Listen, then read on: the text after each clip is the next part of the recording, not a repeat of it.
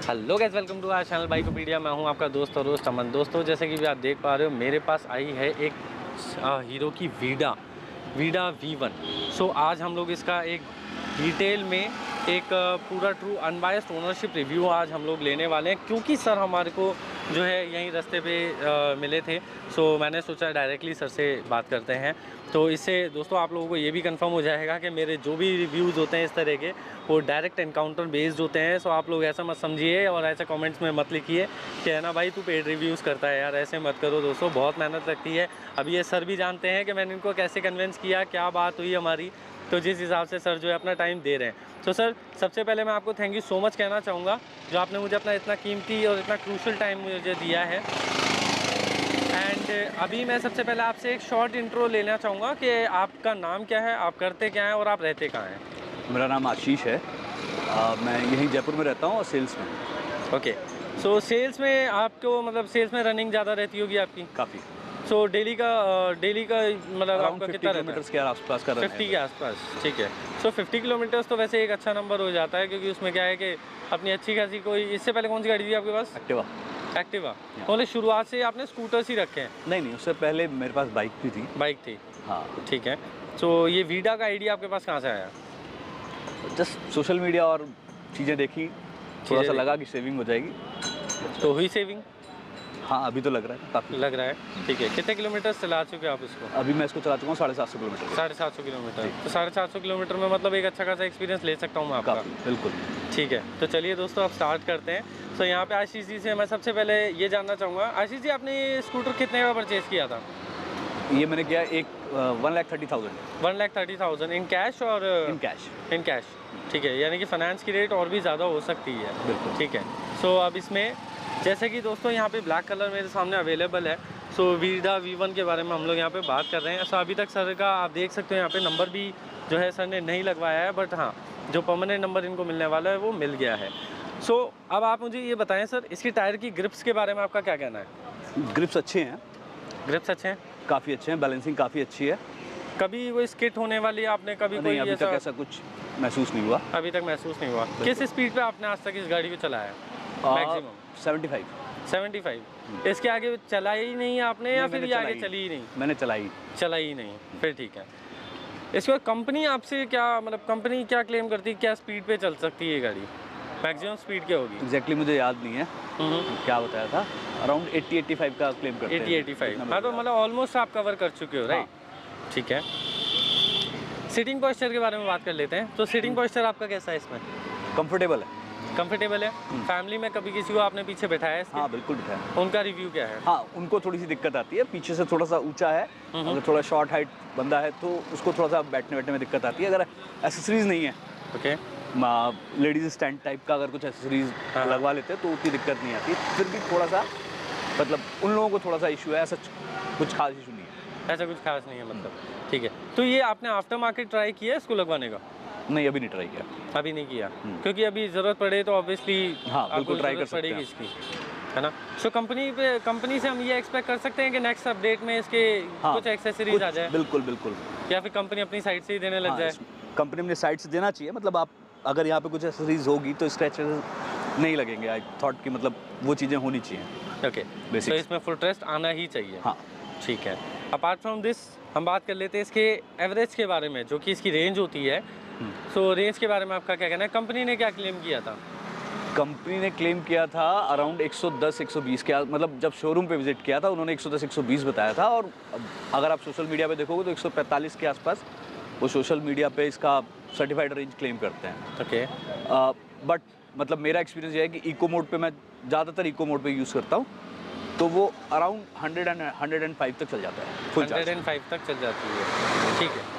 सो अभी तक आपने इसकी सर्विस कितनी करवाई है? अभी एक भी नहीं कराई। अभी एक भी नहीं करवाई, तो पहली सर्विस कब आने वाली है? टाइम तो निकल गया है, मुझे टाइम नहीं मिला।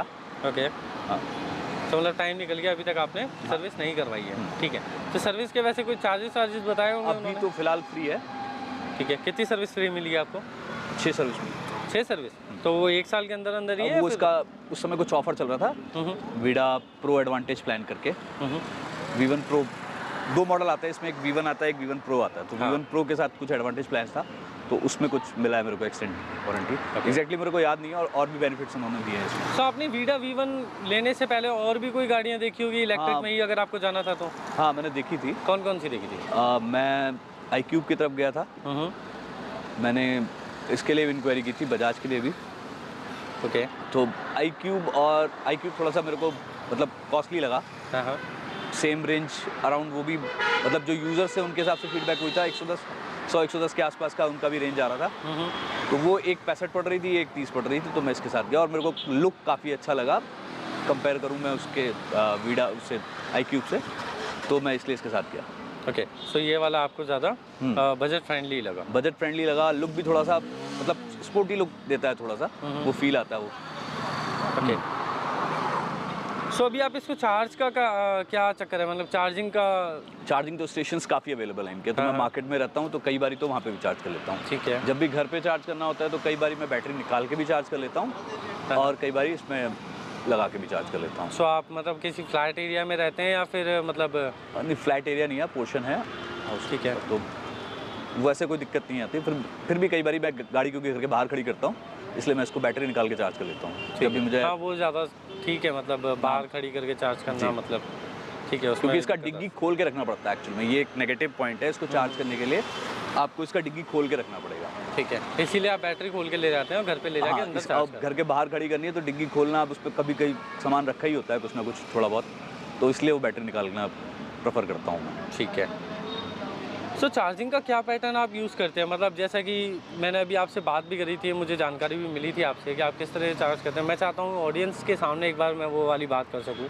सो आप चार्जिंग का क्या पैटर्न यूज़ करते हैं, मतलब घर से आप जैसे ऑफिस से आने के बाद घर पे आते ही आपने क्या किया, मतलब चार्ज करने के लिए? अब स्लाइटली मैंने कभी ऐसा नोटिस नहीं किया, लेकिन हाँ कई बारी जब चार्ज नहीं होती है तो मैं घर पहुँचा और मैंने बैटरी निकाली और चार्जिंग पे लगा दी। हैंड टू हैंड होता है ये विदिन 5 मिनट्स? हाँ, हो जाता है कई बार हो जाता है। और कभी ऐसा हुआ है कि आपको ओवरनाइट इसको चार्ज करना पड़ गया, या फिर हाँ एक भाई रात को लेट आए, सुबह जल्दी जाना है तो रात को चार्ज पे लगा के सो गए, ऐसा कभी हुआ है? हाँ, ऐसा भी हुआ है किया आपने? तो एक आध बार हुआ है या फिर? एक आध बार हुआ है। तो दोस्तों अब मैं आप लोगों को यहाँ पर एक इन्फॉर्मेशन देना चाहूँगा, क्योंकि यहाँ पर एक सिनेरियो है, यही सिनेरियो जो है सभी लोग फॉलो करते हैं और यही सिचुएशन अक्सर लोगों के साथ हो जाती है।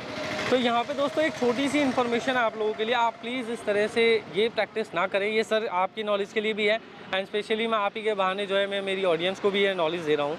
क्योंकि दोस्तों क्या होता है, ये जो बैटरी होती है ना, ये बैटरी एक ऐसा कंपोनेंट इसके अंदर लगाया हुआ है जिसकी वजह से ये आप इसको हल्के में कभी ना लें। ये लिथियम आयन बैटरी होती है और ये इवेपोरेट कर जाती है कभी भी से मतलब ये है कि हालांकि ऑब्वियसली हीरो कंपनी है तो इसने बहुत ही सोच समझ के ब्रांडेड प्रोडक्ट ही इसके अंदर यूज़ कर रही है। बट इसके अंदर सिनेरियो क्या होता है कि जैसे जब आप घर पे आते हैं, जैसे किसी भी चीज़ को आप रनिंग करके ला रहे हैं, लाते ही अगर आपने उसको 10-15 मिनट आधा घंटे का रेस्ट नहीं दिया और उस सिचुएशन में आपने गर्म बैटरी को ही हैंड टू हैंड चार्ज पे लगा के और गर्म कर दिया, तो दोस्तों ये चीज़ मैं आप लोगों को बताऊंगा, ये थोड़ा सा इवेपोरेट करने के चांसेस को इन्हांस कर देता है। आपसे रिक्वेस्ट है कि आप लोग कम से कम नहीं तो बैटरी को, अगर आपके पास टाइम की शॉर्टेज है तो 15 मिनट और टाइम है तो कम से कम आधा घंटा आप लोगों को देना है। बैटरी को गाड़ी से निकाल के रिलैक्स देना है। भाई आप कहीं गर्मी से चल के आते हैं घर पे, ठीक है, घर पे चल के आते हैं तो हैंड टू हैंड तो ठंडा पानी नहीं पीते होंगे, आपकी भी तबीयत ख़राब हो जाती होगी। सेम वही सीन है, सेम वही सिनेरियो है, सेम वही सिचुएशंस है, ठीक है। सो आप लोग भी थोड़ा सा रेस्ट करके ही पानी वानी पीते होंगे क्योंकि सदगर्म नहीं हो जाए या फिर और बीमारियां ना लगें। तो ये भी दोस्तों कुछ इसी तरह का है, गाड़ियां जो है वो भी कुछ इसी तरह की है। सो इसको मैं आगे बढ़ाता हूँ। तो सर अभी तक मैं आपको एवरेज, जैसे कि आपने मुझे बताया कि 100 के अराउंड मिल जाता है इसमें।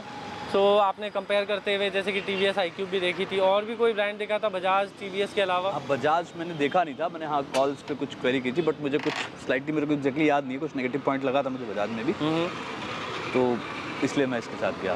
तो ये मतलब आपको किसी ने रेकमेंड नहीं की थी, आप खुद ही जाके लेकर आए थे? हाँ, ठीक है। सो अभी मतलब पेट्रोल स्कूटर से इलेक्ट्रिक पे आने के बाद आपको कुछ ऐसा फील हुआ कि भाई ये तो थोड़ा अटपटा सा लग रहा है, या फिर चलाने में कुछ नहीं ऐसा फीलिंग नहीं है? स्टार्टिंग में आता है कि आपको एक नॉइस की आदत होती है कि स्टार्ट हो गया इंजन, आवाज़ आनी चाहिए, हाँ। तो वो साउंड फील नहीं करता, तो कई बार वो स्टार्टिंग में वो फील आता है।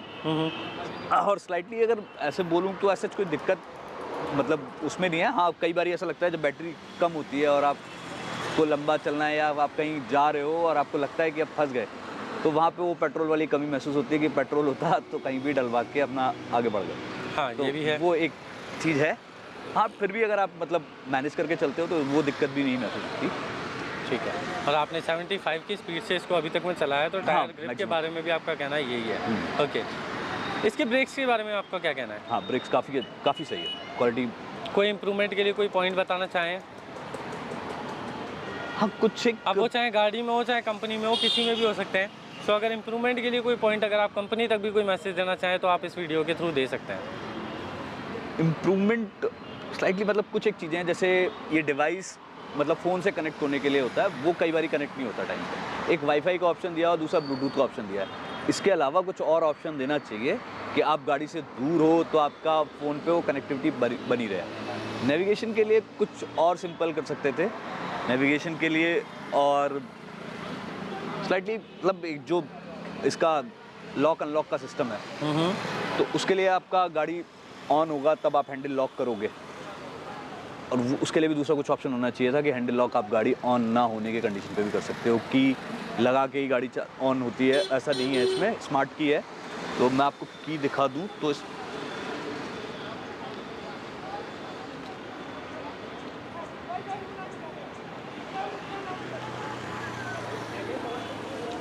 अभी ये स्मार्ट की है, गाड़ी के पास रहेगी तो गाड़ी ऑन होगी, आप 1 मीटर से ज़्यादा दूर हो तो गाड़ी ऑन नहीं है। सिक्योरिटी के लिए अच्छा है, बट स्मार्ट की है, बैटरी डाउन हो सकती है, कुछ भी हो सकता है XYZ, तो उसके लिए एक दूसरा ऑप्शन होना चाहिए। हाँ, एक ऑल्टरनेट ऑप्शन तो ऑप्शन होना चाहिए कि वो चाबी लगा के आप ऑन कर सको उसको, वो शायद मिसिंग है इसमें।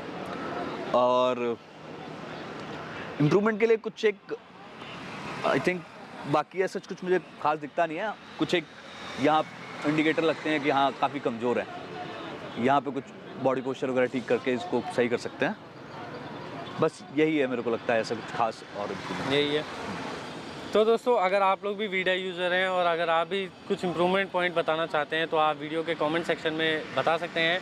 बाकी आपको ये वीडियो कैसा लगा वो मुझे ज़रूर कमेंट सेक्शन में बताइएगा। अगर आपको ये वीडियो पसंद आया तो प्लीज़ वीडियो को लाइक ज़रूर करें, कमेंट सेक्शन में अपनी राय दें, साथ ही साथ दोस्तों के साथ शेयर करके चैनल को सब्सक्राइब करके बेल आइकन दबाना ना भूलें। मिलता हूँ दोस्तों आप लोगों से नेक्स्ट वीडियो में। Thank you so much.